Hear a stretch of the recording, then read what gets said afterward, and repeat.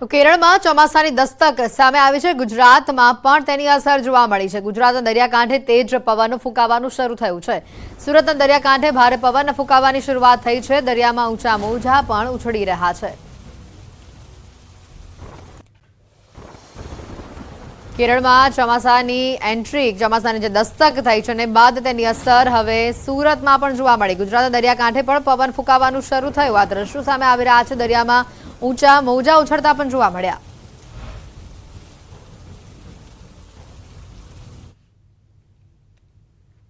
અને આજ મુદ્દે વધુ માહિતી મેળવીશું। સંવાદદાતા કેતન અમારી સાથે સીધા અહીંયા જોડાઈ ચૂક્યા છે। કેતન, જે રીતે ગુજરાતના દરિયાકાંઠા પર પણ હવે અસર જોવા મળી રહી છે, ચોમાસું નજીક છે, વધુ માહિતી શું અને હાલ શું પરિસ્થિતિ?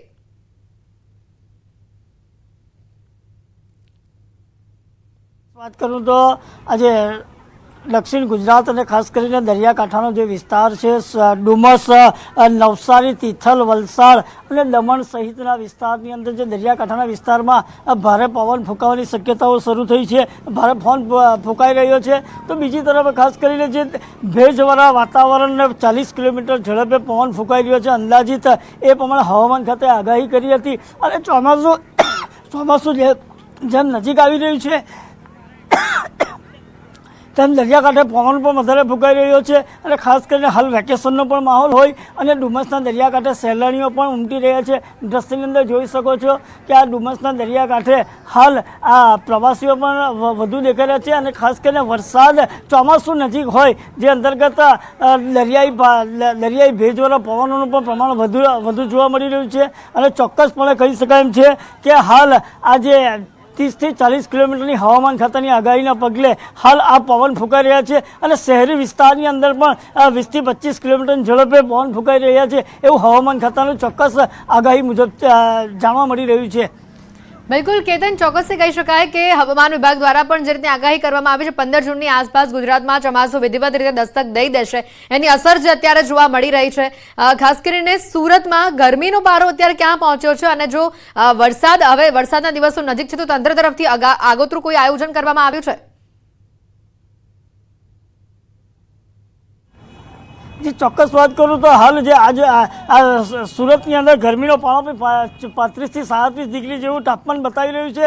અને ખાસ કરીને આ જે વહીવટી તંત્ર છે એના તરફ એની પર પ્રી મોન્સૂનની પણ કામગીરીઓ હાલ ચાલી રહી છે। સુરત શહેરમાં મનપાનું તંત્ર પણ સફળ જાગી અને પ્રી મોન્સૂનની કામગીરીઓ પણ કરી રહ્યા છે।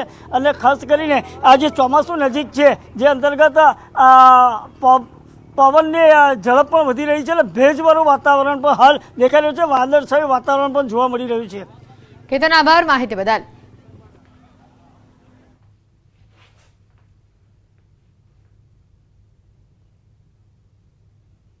સમાચારોમાં હાલ રોકાઈશું એક બ્રેક માટે।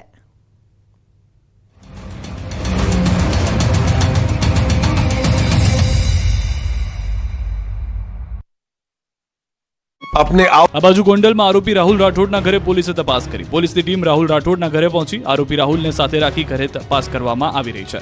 આ બાજુ રાજકોટ ટાઉન પ્લાનિંગ બાદ ફાયર વિભાગમાં અધિકારીની પૂછપરછ થઈ। ફાયર ઓફિસર બીજે ઠેબાની પૂછપરછ કરવામાં આવી। આ કાંડને લઈને રાજકોટ કોંગ્રેસનું વિરોધ પ્રદર્શન। ગાયત્રીબા ધ્રુસકે ને ધ્રુસકે રડ્યા।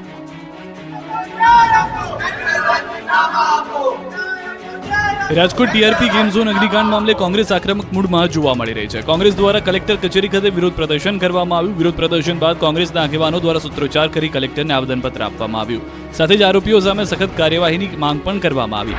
આ સમયે હૈયું કંપાવી દેતી ઘટનાને લઈને કોંગ્રેસ નેતા ગાયત્રીબા ભાવુક થયા હતા અને ધ્રુસકે ને ધ્રુસકે ચોથા રાસુએ રડી પડ્યા હતા। રડતા રડતા ગાયત્રીબા વાઘેલાએ કહ્યું કે આવી ઘટના ક્યારે ન બને। માસૂમોના મૃત્યુ થયા તો તટસ્થ તપાસ કેમ નહીં। સુરતના પુણા વિસ્તારમાં ખાનગી શાળા સીલ મરાતા વિરોધ। રાજકોટમાં આગની ઘટના બાદ ગાઢ નિંદ્રામાં સૂતેલું તંત્ર સફાળું જાગી ગયું છે। દેખાડો કરવા રાજ્યભરમાં ફાયર સેફટીને લઈને તપાસના નાટક શરૂ કરાયા છે। ત્યારે સુરતના પુણા વિસ્તારમાં ખાનગી શાળાઓમાં સીલ મારી દેવામાં આવી। શાળા બંધ કરાતા વિરોધનો વંટોળ શરૂ થયો। પુણા ગામમાં ફાયર અને પાલિકાની ટીમે તપાસ હાથ ધરી હતી। 20 વર્ષથી ચાલતી નાલંદા શાળામાં ફાયરને લઈને તપાસ કરવામાં આવતા આ શાળામાં ન તો કોઈ ફાયરના સાધનો હતા, ન તો ફાયર એનઓસી હતી।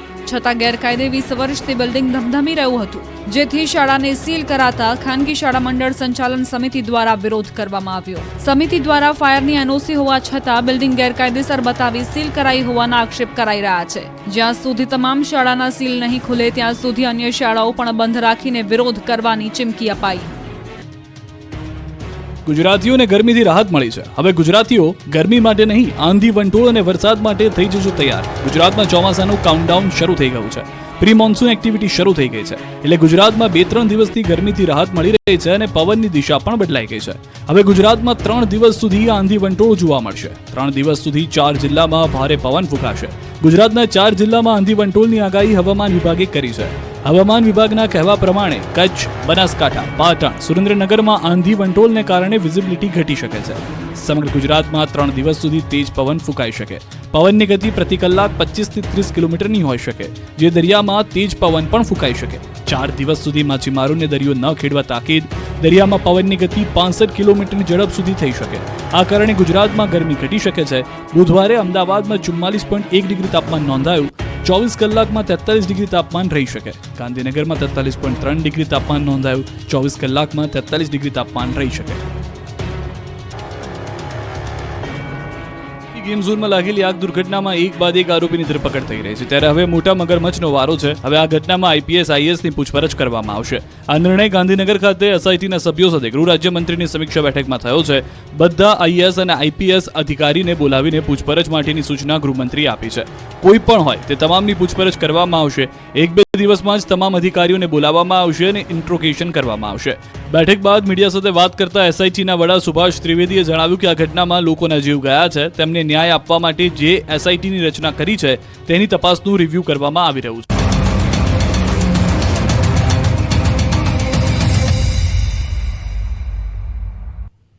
બ્રેક બાદ આપનું સ્વાગત છે.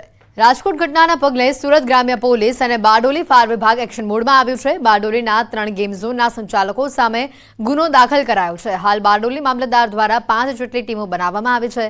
ગેમ ઝોન, મોલ, દુકાન, સમાજવાડી, શાળાઓ આ સહિતના એકમોમાં ફાયર સુવિધા અંગે યોગ્ય તપાસ કરવામાં આવી રહી છે. બારડોલી નગરમાં ચાલતા 24 સ્વિંકર ક્લબ, ઓર્બિટ ગેમ ઝોન મળી કુલ 3 ગેમ ઝોનના સંચાલકો સામે હાલ ગુનો નોંધાયો છે. ફાયર સુવિધા વિના લોકોનું જીવન જોખમાય તેવા એકમોને સીલ કરવામાં આવી રહ્યા છે.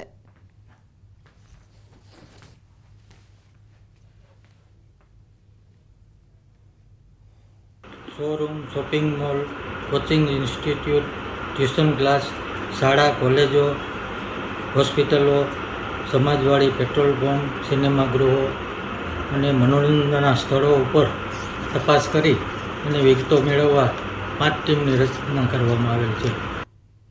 વડોદરામાં નશાબાજ યુવકોની જાહેર માર્ગ ઉપર રાહદારીઓ અને પોલીસ સામે દાદાગીરી સામે આવે છે. મોડી રાત્રે માર્કેટ 4 રસ્તા નજીક રિક્ષામાં દારૂની મહેફિલ માણી નશામાં ધૂત યુવકો તોફાન મચાવી રહ્યા હતા અને સાથે જ રાહદારીઓએ ઠપકો આપતા તીક્ષ્ણ હથિયાર બતાવતા રાહદારીઓમાં પણ ભય ફેલાયો હતો.